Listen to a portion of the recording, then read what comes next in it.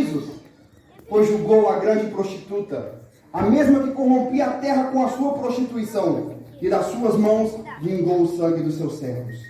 Então ouviu uma grande voz do céu proclamando: todo o poder, o reino do nosso Deus está aqui. O reino de Deus agora está chegando, pois foi expulso o acusador dos nossos irmãos, o mesmo que os acusava de dia e de noite. Eles, pois, o venceram, por causa do sangue do Cordeiro e por causa da palavra do testemunho que deram, e mesmo em face à morte não amaram a própria vida. Vi também tronos, e nestes sentaram-se aqueles aos quais foi dada a autoridade de julgar. Vi ainda as almas dos decapitados, por amor do testemunho de Jesus, tanto como pela palavra de Deus. Tantos quantos não adoraram a besta, nem tampouco a sua imagem, e não receberam a marca na fronte e na mão. E viveram e reinaram com Cristo durante os 1000 anos. O restante dos mortos não reviveram até que se completassem os 1000 anos. Bem-aventurados e santos são aqueles que têm parte na primeira ressurreição. Sobre estes a segunda morte não tem autoridade. Pelo contrário, eles são os sacerdotes de Cristo e reinarão com ele durante os 1000 anos.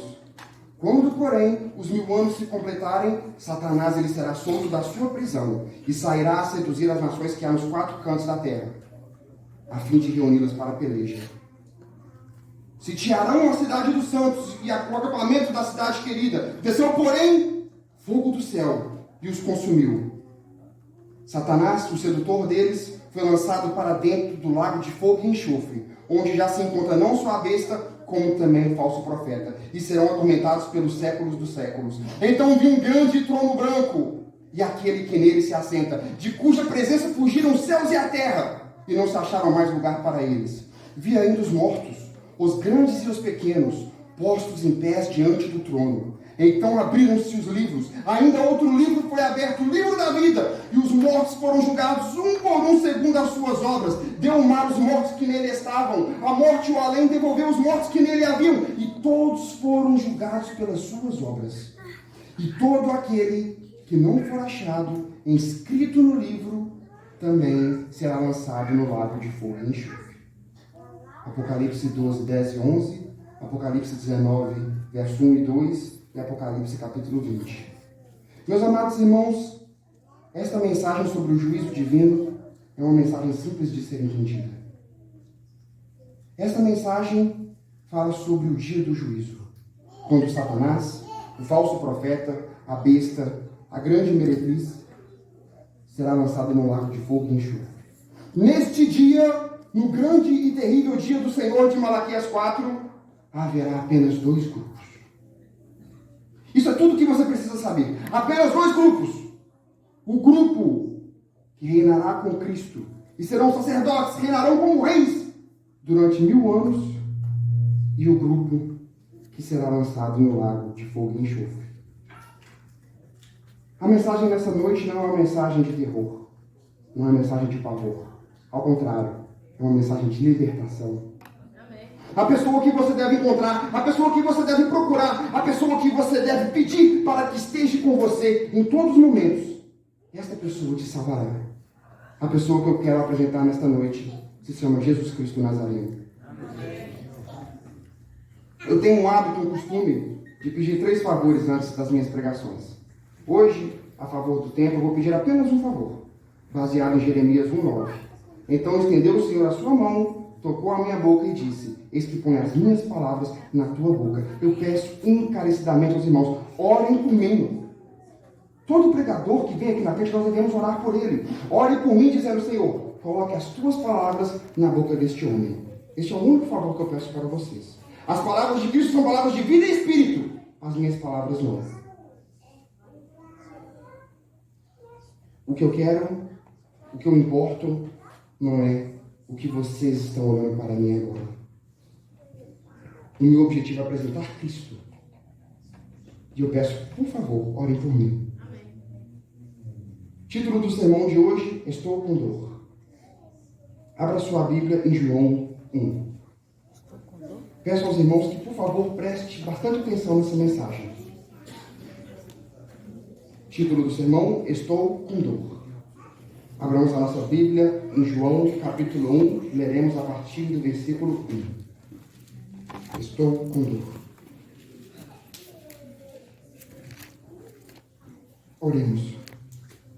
Bondoso e eterno Deus, gratos estamos, ó Pai, por estarmos aqui na sua santa casa de adoração. Te clamamos, Senhor, que o Senhor esteja conosco nesse momento solene, que a tua palavra está sendo aberta.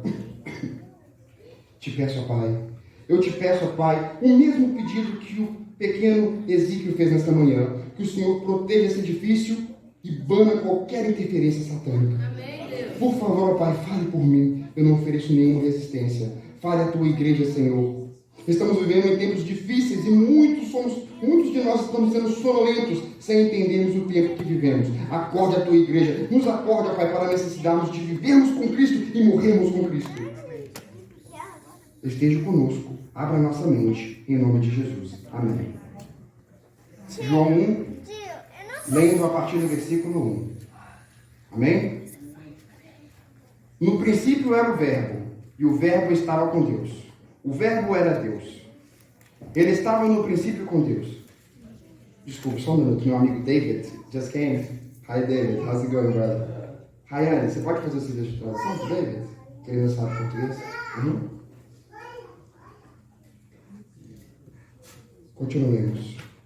Leamos novamente desde o versículo 1. No princípio era o Verbo, e o Verbo estava com Deus, e o Verbo era Deus. Ele estava no princípio com Deus.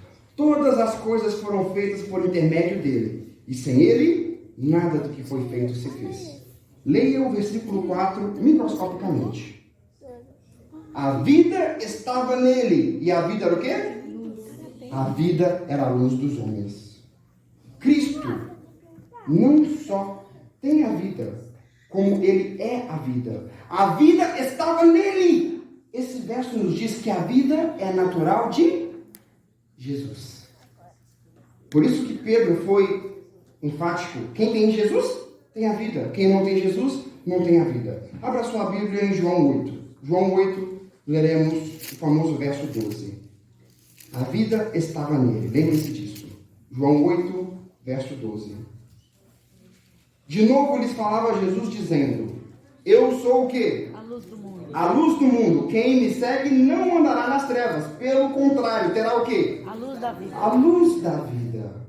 Veja, são textos similares. João 1,4, a vida estava nele e a vida era a luz do mundo. Aqui nós vemos o oposto. E a luz era a vida. Então, Jesus, ao dizer, eu sou a luz do mundo, ele estava dizendo, eu sou a vida do mundo. Meus amados irmãos, tentar viver sem Jesus é como um peixe tentar viver sem água. Não faz sentido. Cristo, ele não só tem a vida, ele é a vida. A vida é natural de Cristo. Eu sou a vida do mundo. Eu sou a luz do mundo. Abra agora a sua Bíblia em João 5. Note que todos esses versos estão em João. Meu segundo preferido livro da Bíblia. Recomendo que todos leiam esse livro. A sua vida mudará. João, capítulo 5, leremos o lindo versículo 39 e o duro versículo 40. João 5, versículo 39. Examinai as Escrituras, porque julgais ter nela o quê? A vida eterna, e são elas mesmo que testificam de mim. Leia atentamente o verso 40. Contudo, não quereis vir a mim para ter o quê? Vida. Este verso, infelizmente, condena muitas pessoas. Muitas pessoas não darão a vida a Cristo. Não importa o quanto ele apele, o quanto ele convide, o quanto ele implore. E Cristo não entende. Contudo, não quereis vir a mim para teres vida. Deixe-me fazer uma regressão de falar o foco desta noite. O meu foco será você. Esqueça por um momento a sua família, sua esposa, seus filhos. O meu foco será você. O foco dessa pregação será a sua individualidade. Mente, caráter e personalidade, volume 2. Página 243, no parágrafo 3, diz as seguintes palavras. O Evangelho trata com indivíduos. Cada pessoa tem uma alma, se salva uma alma a perder. Cada qual deve estar convertido por si mesmo e convencido por si mesmo. Deve aceitar a salvação, aceitar o Evangelho, arrepender-se e viver-se por si mesmo. Ninguém pode fazer essa obra por procuração. Ninguém pode submergir a sua individualidade na do outro. Meus amados irmãos, Gênesis 3, 9 e 10 nos diz sobre também essa individualidade. Procurou o Senhor Deus ao homem e disse, onde estás?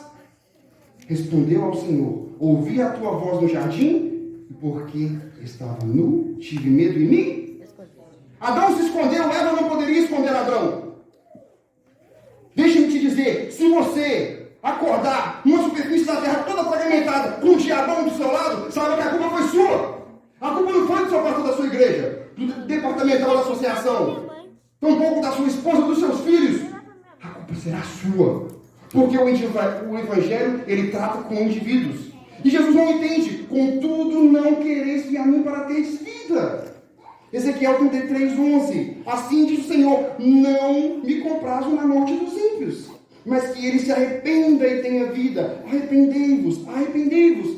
Pois por que a vez de morrer a casa de Israel? Mesmo Jesus sendo onisciente, parece que Jesus não entende como algumas pessoas são tão decididas em escolher a morte. Meus amados irmãos, Cristo não só tem a vida, Ele é a vida. Abra sua Bíblia em João 6. João 6, nós leremos um lindo versículo, versículo 51. É um dos meus preferidos versículos da Bíblia. É um versículo tão completo que ele traz toda a história da redenção, todo o plano da salvação em apenas um versículo. João 6, verso 51. João 6 nos responde 3 perguntas. Quem é Jesus? O que ele te oferece e o que ele veio fazer na terra? Este lado. Quais são as 3 perguntas? Quem é Jesus? O que ele veio fazer na terra? O que ele nos oferece? Este lado. Qual que é o versículo, o capítulo e o livro? João 6, 51. Estão prestando atenção. Vamos lá. João 6, versículo 51. As perguntas. Quem é Jesus? O que ele te oferece e o que ele veio fazer na terra? Leia comigo. Eu sou o pão vivo que desceu do céu. Quem é Jesus? Vida. O pão vivo. Aquele que dele comer, viverá eternamente. O que ele te oferece? Vida eterna. E o pão que darei pela vida do mundo é a minha carne. O que ele veio fazer aqui? Morrer por nós. A palavra vida aparece nesse verso 3 vezes. Continue no versículo 52. Disputaram, pois, os judeus entre si, dizendo: como pode esse dar-nos a comer a sua própria carne? Os judeus se sentiram ofendidos, porque eles sabiam, de acordo com Levítico 11:17 e Gênesis 9:4, que o consumo do sangue era proibido. E como nação, Israel não se engatava na prática do canibalismo. Então, quando Jesus disse que ele daria a sua carne para a vida, que ele é o pão, isso os ofendeu. Por isso que no versículo 60 a Bíblia diz: tendo escutado tais palavras, muitos dos seus discípulos disseram: duro é esse discurso. Mas diante dessa discussão e dissensão, veja a resposta de Jesus aos judeus. Versículo 53. Respondeu-lhes, porém, Jesus. O que Jesus respondeu? Se não comeres a carne do Filho do Homem e não beberes o seu sangue, termina esse verso? Não tem de vida em vós mesmos. Sem vida. Sem vida. Ou seja, para ter vida, você precisa me ter. Se não comeres a carne do Filho do Homem e não beberes do seu sangue, não tens vida em vós mesmos. Quem comer a minha carne e beber o meu sangue, tem a vida eterna, e eu ressuscitarei no último dia. Isso é vida, é ressurreição. Porque a minha carne é verdadeira comida. Lindo! E o meu sangue é verdadeira bebida. Quem comer a minha carne e beber o meu sangue, permanece em mim. Amém. E eu permaneço nele. Assim como o Pai que vive me enviou, e eu igualmente vivo pelo Pai, também quem de mim se alimenta, por mim viverá. Eu sou o pão que desceu do céu, em nada semelhante àquele que os vossos pais comeram no deserto e contudo morreram. Quem comer este pão, o quê? Viverá eternamente. Do verso 51 até o verso 58, nós vemos a palavra vida 10 vezes. Vida, vida, vida, vida. Rápido, me responda. Aonde está essa vida? Jesus disse para Marta, João 11, verso 25 e 26. Eu sou a ressurreição e a vida. A palavra vida 2 vezes. Ressurreição é vida. Quem crê em mim, ainda que morra, viverá. E todo aquele que crê e vive em mim, não morrerá eternamente. Cristo é a vida. Deixe-me te falar, nós estamos identificando um princípio bíblico, que Cristo é a vida. Por isso que ele disse em Mateus 10, 29, não se vendem 2 pardais por um assis? Contudo, nenhum deles cairá por terra sem o consentimento do vosso Pai.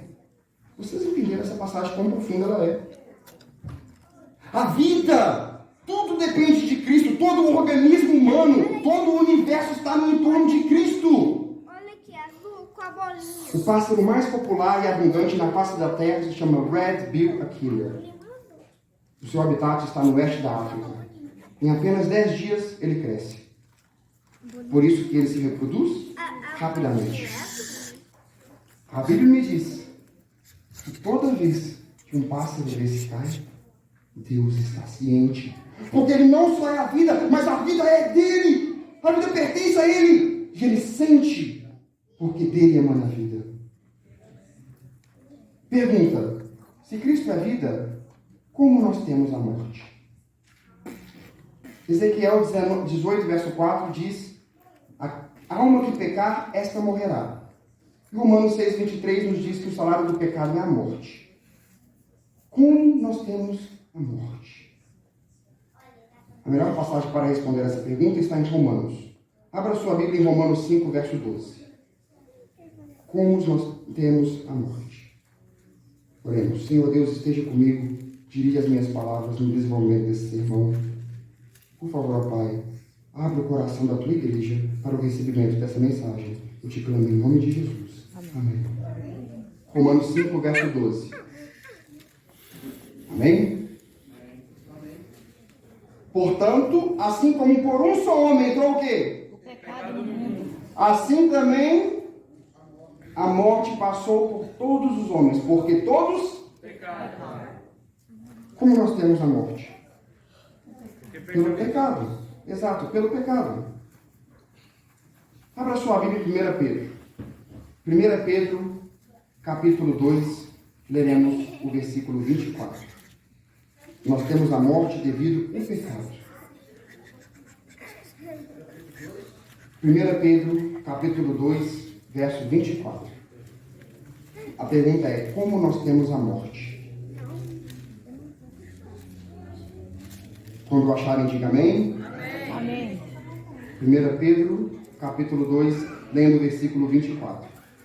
Carregando ele mesmo sobre o seu corpo, no madeiro, o quê? Nosso pecado. Para que nós, mortos para os pecados, vivamos para a justiça. Por suas chagas fostes sarados. Note as palavras de Pedro. Cristo carregou os nossos pecados. Cristo nunca pecou. Por isso que ele disse, em João 14:30, já não falarei muito convosco, porque aqui é chegado o príncipe deste mundo e ele nada tem em mim. Satanás não tinha nada em Cristo. Por isso que Cristo carregou os nossos pecados. Cristo nunca pecou. Agora, respondendo a pergunta sobre como nós temos a morte, Romanos 5,12 nos respondeu que é devido ao pecado. Arrazoe comigo. Quando Cristo morreu, ele carregou os nossos pecados. Mas o que mais ele carregou sobre o madeiro? Morte. Tente imaginar isso. Aqui está a vida, aqui está a morte. Totalmente opostos. Se Cristo é vida, quem é a morte?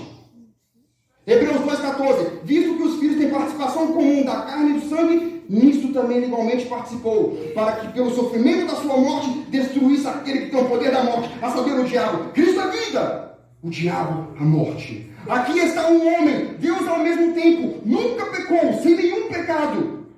Enquanto estava aqui, era vida, por isso que ressuscitou Lázaro. Também era Deus, por isso que tinha autoridade de perdoar. Ele toma os nossos pecados sobre o seu corpo imaculado, perfeito e santo. E agora tem que experimentar algo totalmente estrangeiro para Deus. Morte. Nós estamos habituados com a morte, mas a morte era algo totalmente estranho para o Eterno, o Pai da eternidade. Abra sua Bíblia em Hebreus 2. Se concentre, porque nós chegamos à parte mais importante do sermão. Nós precisamos entender o quanto Cristo sofreu por nós. E muitos não estão dispostos a nem quebrar uma unha por Cristo. Hebreus, capítulo 2. Leia esse capítulo na sua casa depois. É um maravilhoso capítulo que fala sobre o sofrimento de Cristo, nosso sumo sacerdote. Hebreus 2, leremos o versículo 17 e 18. Por isso mesmo convinha que em todas as coisas se tornasse semelhante aos irmãos, para ser misericordioso e fiel sumo sacerdote, e para fazer propiciação pelos pecados do povo nas coisas referentes a Deus. Agora leia o próximo versículo microscopicamente. Porque naquilo que o quê? ele mesmo que sofreu, tendo sido tentado, ele é poderoso para socorrer os que são tentados. Cristo pode te ajudar, a mim e a você, porque ele sofreu. Ou você acha que foi fácil para Jesus viver uma vida de abnegação? Controlar as suas palavras, controlar os seus olhares? Não foi fácil, meus amados irmãos. O sofrimento, ele só é ocorrente quando existe a resistência. Quando nós cedemos, o sofrimento vai embora. E sabe por que muitos de nós não entendemos o sofrimento de Cristo na cruz? Porque nós somos frouxos e cedemos facilmente ao pecado. Cristo, a Bíblia nos diz que naquilo que ele mesmo sofreu, Cristo sofreu para não pecar. As tentações de Satanás eram cruéis, maçantes, pesadas. Cristo sofreu. Leia o lindo versículo 9. Versículo este que para mim é um dos versículos mais poderosos da Bíblia. Hebreus 2, verso 9. Leia atentamente, que esse versículo é difícil de ser entendido. Hebreus 2, versículo 9. Vemos, todavia, aquele que por um pouco, tendo sido feito menor que os anjos, Jesus, por causa do sofrimento da morte, foi coroado de glória e de honra, para que, pela graça de Deus, o que, igreja? Provasse a morte Por todo homem. Vocês entenderam esse verso? Não. Isso aqui é aqui. Foi a vontade de Deus Esse é você. que Cristo Essa aí mesmo. provasse a morte. Termina o verso. Que lindo. Todos os homens. Você já teve uma enxaqueca? Uma enxaqueca muito séria? Não é porque Você já teve um canal no dente sem anestesia? diferente. Imagine sentir essa dor por todas as pessoas na face da terra. Imagine sentir todas as enxaquecas na face da terra. Na sua cabeça. A sua cabeça explodiria. A minha explodiria. A Bíblia nos diz que Cristo provou a morte por quantos? Por todos os seres humanos. Abra sua Bíblia em Mateus 26. Nenhum pregador humano pode explicar isso na sua complexidade. Nós simplesmente fazemos algum esforço desesperado para tentar compreender qualidade o sofrimento de Cristo. Mateus 26, leremos o verso 37 e 38. Nós precisamos compreender o preço que Cristo pagou para nos resgatar da morte eterna. Mateus 26, lendo a partir do versículo 37, diga amém, igreja, quando acharem. Amém. E levando consigo quem? A Pedro. E aos dois filhos de Zebedeu começou a entristecer-se e angustiar-se. Então lhes disse, o que Jesus disse para eles? A minha alma está profundamente triste até a morte. Ficar aqui e vigiar comigo. A minha alma está profundamente triste até a morte. O que eu estou passando aqui no Getsemane é como se fosse a própria morte. Lembra o que nós acabamos de ler em Hebreus 2:9? Cristo deveria provar a morte por todos os homens. Ele não deveria apenas morrer. Foque nessas palavras. Ele deveria provar a morte. Vai fazer muita bolinha? Vai fazer muita bolinha? A morte põe um fim a todo sofrimento. Estou errado? As pessoas dizem mercy killing. Não consigo mais, desliga a máquina, não quero mais viver. Cristo experimentou algo que nenhum ser humano jamais experimentou ou jamais irá experimentar. Enquanto ele estava vivo, ele sentiu o que era estar morto. Ele sentiu a dor da morte, a tortura da morte, o aguilhão da morte. E ele sentiu por quantos? Por todos os seres humanos. Por isso que Mateus 26, verso 36 diz que ele deixou seus discípulos na entrada do portão. E levando consigo apenas Pedro e os dois filhos de Zebedeu, Tiago e João. E mesmo assim ele se afastou-se por um tiro de pedra. E ele sozinho foi orar para poupar os seus discípulos da visão do sofrimento dele. Cristo provou a morte enquanto estava vivo e no Getsemane. Abra sua Bíblia em Lucas 22. Esse é bom. Lucas 22, leremos o verso 41 a 43. Você viu o quê? Lucas 22, Herói? estamos estudando o tema do sofrimento de Cristo. O nome do sermão, Estou em Dor. Lucas 22, verso 41 a 43. Quando acharem, diga amém. Que bandeira.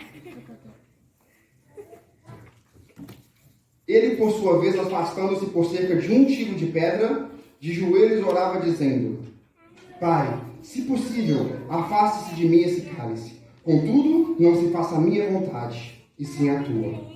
Cristo aqui começou a orar para o Pai. Se possível, Pai, me tire daqui. Agora leia o verso 43. Então lhe apareceu um anjo do céu. Quem era esse anjo? Qualquer anjo?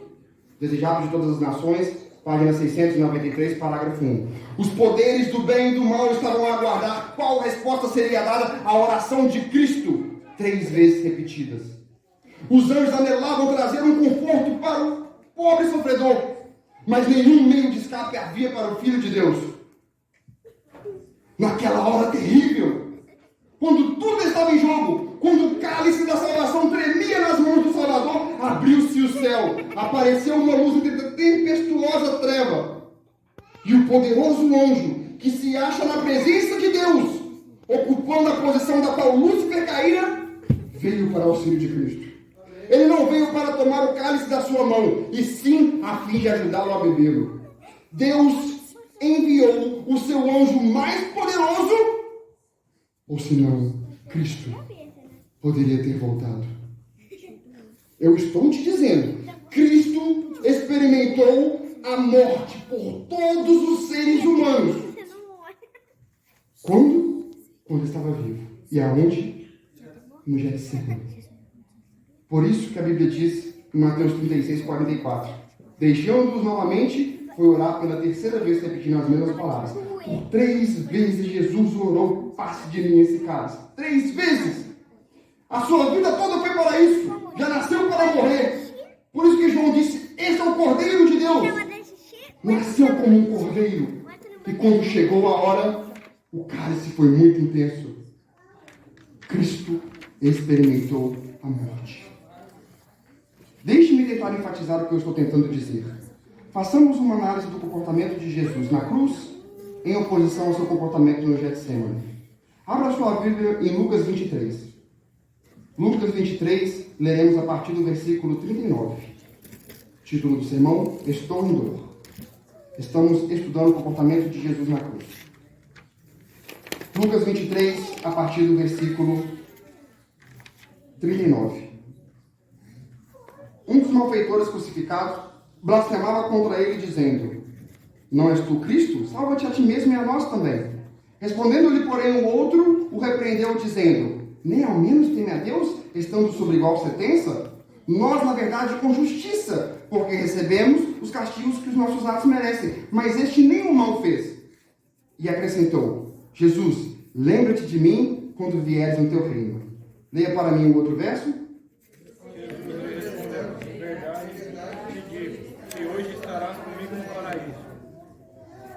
Onde Jesus estava quando ele disse isso para o ladrão?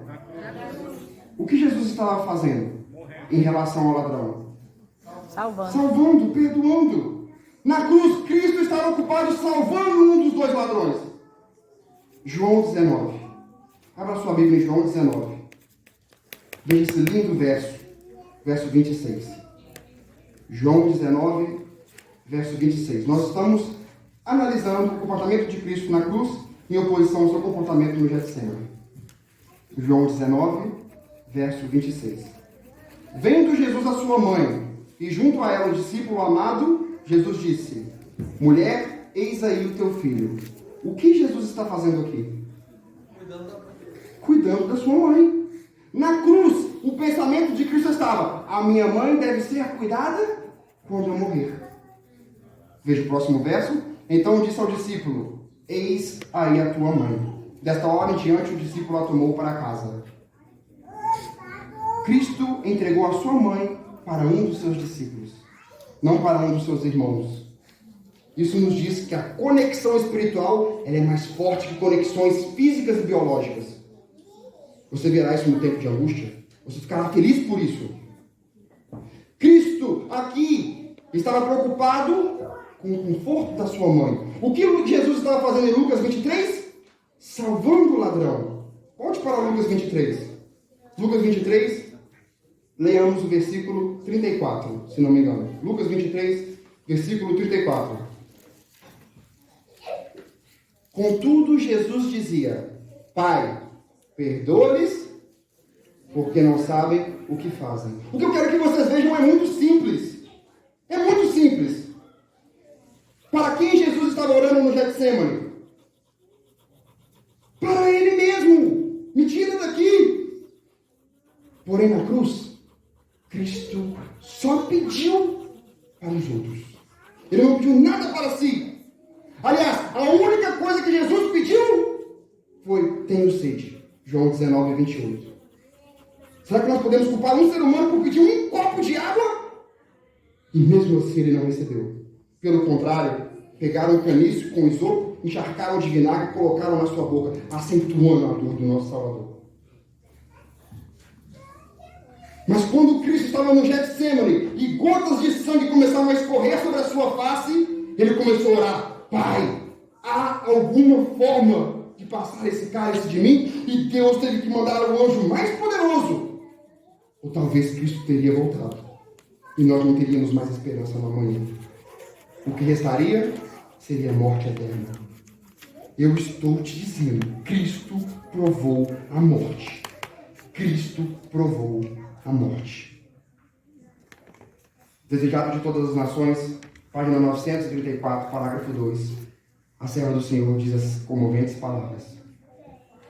Depois que Cristo aceitou tomar o cálice, a agonia de Cristo não cessou, mas a sua depressão e desânimo o deixaram. Cristo estava deprimido no Getsemane.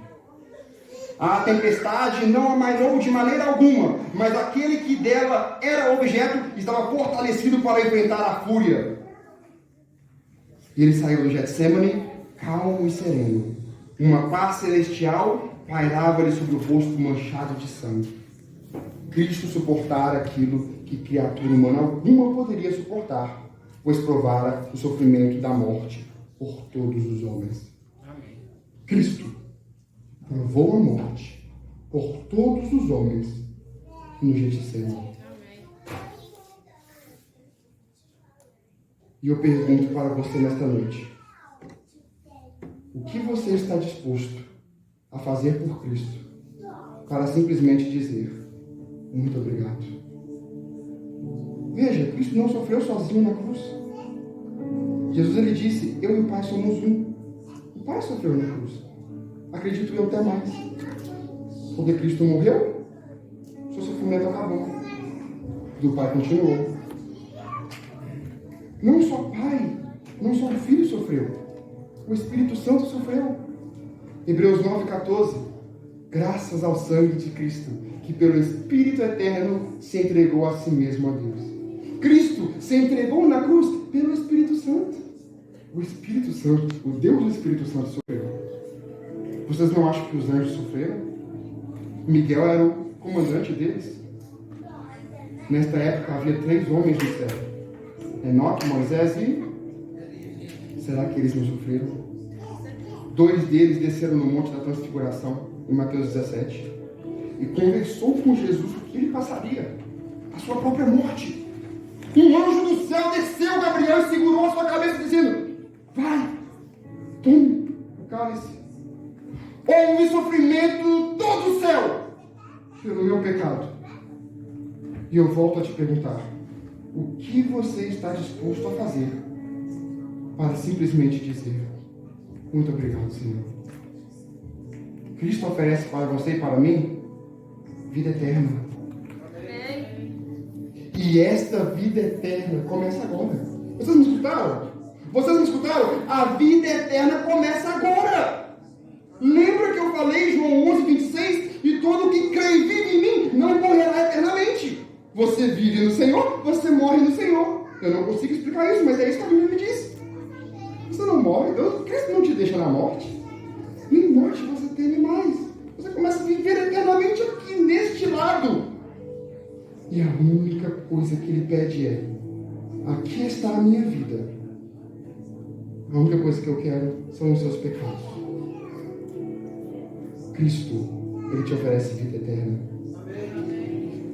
Por isso que a Bíblia nos diz em Apocalipse 14:13: ouvi grande voz do céu proclamando: bem-aventurados os mortos que desde agora descansam no Senhor.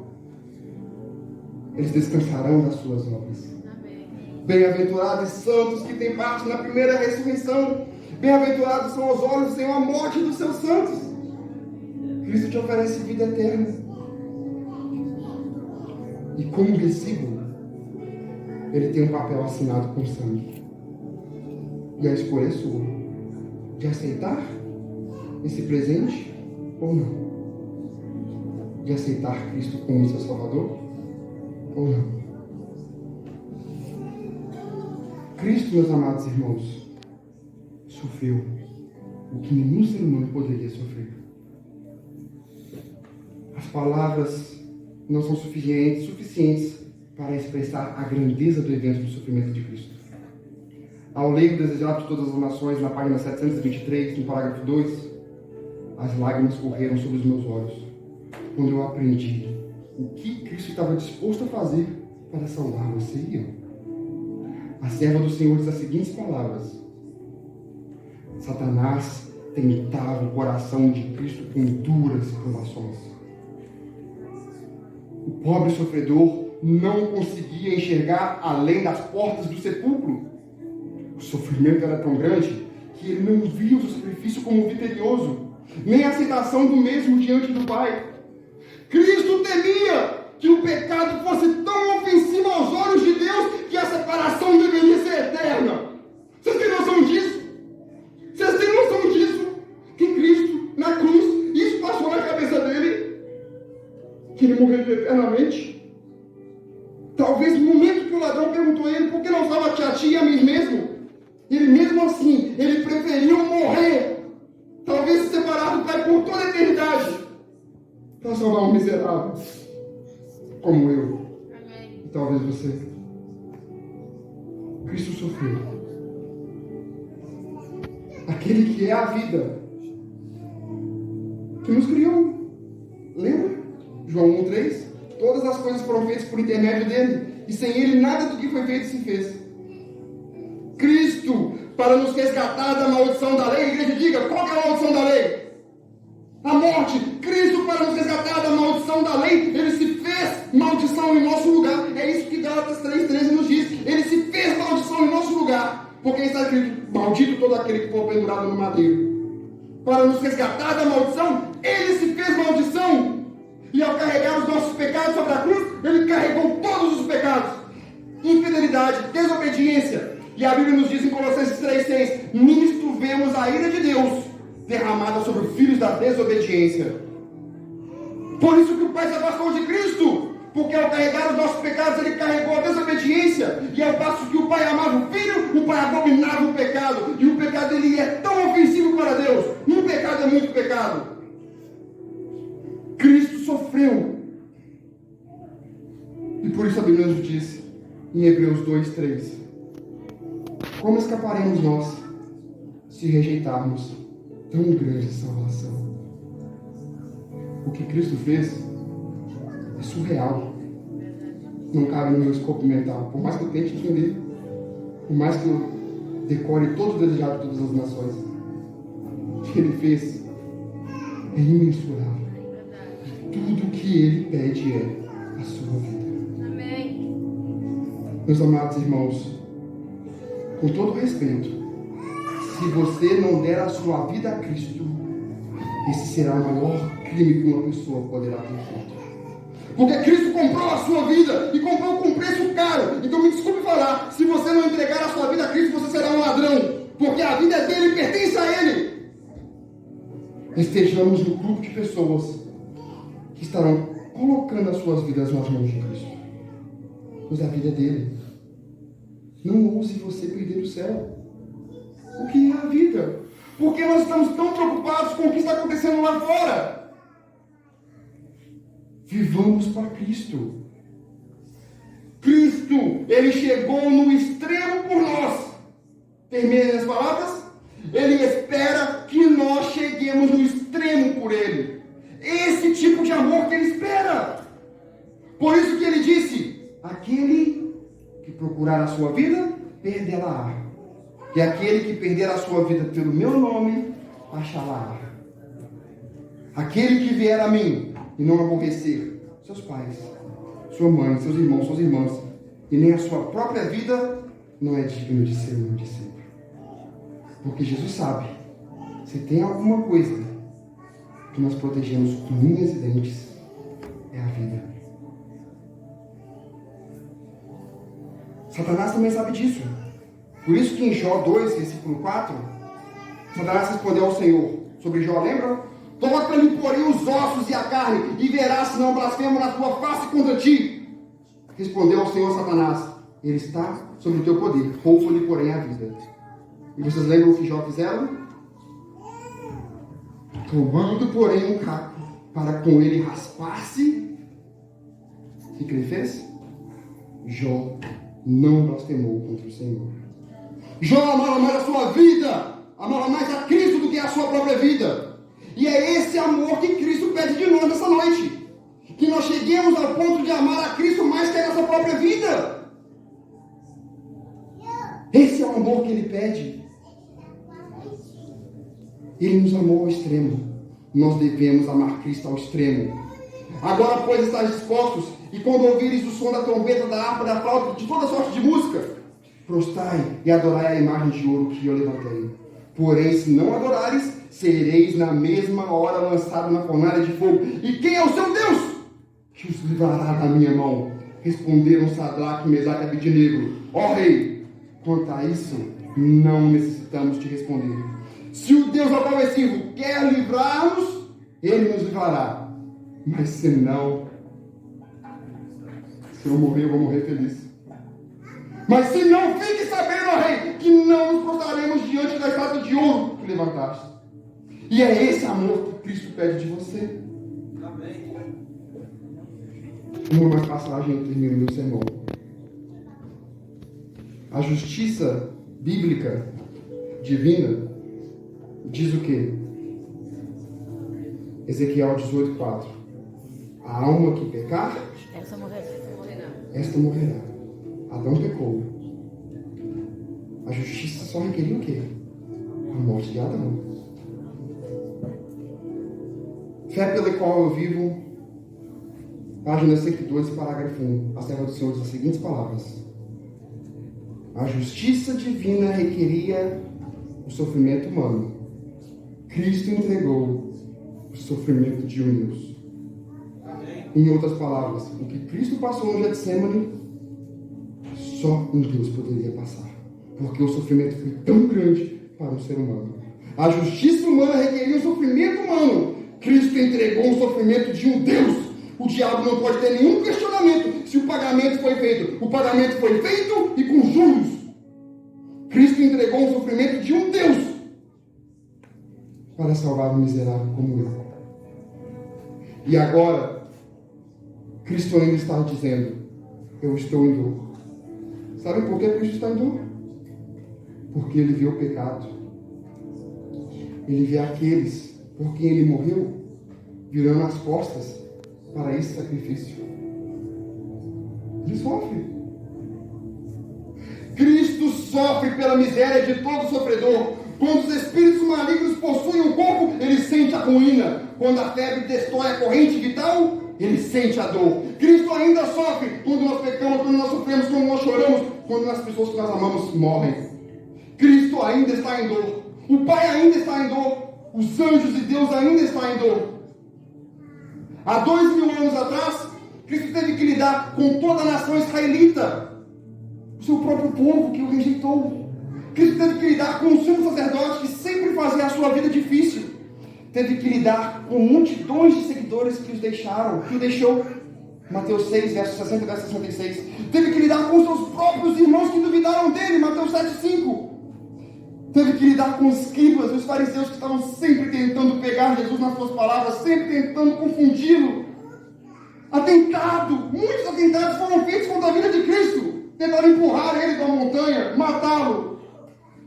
Tudo isso na cabeça de Jesus. E além disso, você e eu,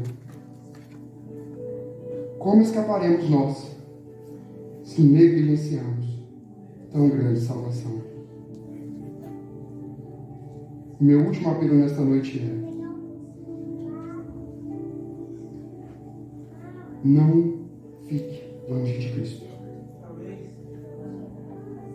faça a prioridade da sua vida estar perto dele. Amém. Você não tem noção do quanto ele te ama. Entregue a sua vida. Há alguém aqui, nesta noite, que não entregou a sua vida para Cristo como ele pede? Há alguma pessoa aqui que ainda não se batizou ou precisa se batizar? Eu não estou falando que você vai se batizar hoje, mas há alguma pessoa aqui que ainda não entregou a sua vida a Cristo. Eu posso ver a sua mão? Se há alguém aqui que quer fazer um compromisso com Cristo, levante a sua mão. Vou dar mais 20 segundos. É uma decisão valiosa. O Espírito Santo entende isso. Mantenha os seus olhos na cruz e o sofrimento de Cristo. O sofrimento de Cristo merece a sua lealdade? 10 segundos. Mantenha os seus olhos na cruz. Lembre do sofredor e tudo que ele fez para te salvar. Eu estou falando com você online também, pela internet. Batismo ou rebatismo? Mantenha os seus olhos na cruz. Vamos levantar e orar. Nenhuma pessoa pode explicar a complexidade do sofrimento de Cristo. Mas Cristo sofreu por nós. E tudo que Ele pede hoje é a nossa vida, os nossos pecados. E como troca, Cristo oferece vida eterna. Amém. Senhor Jesus, eu te peço, esteja com cada pessoa aqui, ó Pai, individualmente. Salve-nos todos, ó Pai, sem exceção de ninguém. Iremos para o nosso lar. Mas que as palavras que aprendemos aqui, palavras de vida e espírito, possam ser carregadas no nosso coração. Amém. Que a mensagem de hoje, ó Pai, encontre um solo fértil. Ó Jesus, o pecado foi tão ofensivo. Nos perdoe, ó Pai. Cristo ainda sofre. E nós queremos reduzir o sofrimento do Pai, o sofrimento de Cristo. Que possamos entregar a nossa vida ao Senhor e cada vida entregue uma felicidade no céu. Abençoe, ó Pai, a tua igreja. Salva-nos, Senhor. Nos acorde, ó Pai.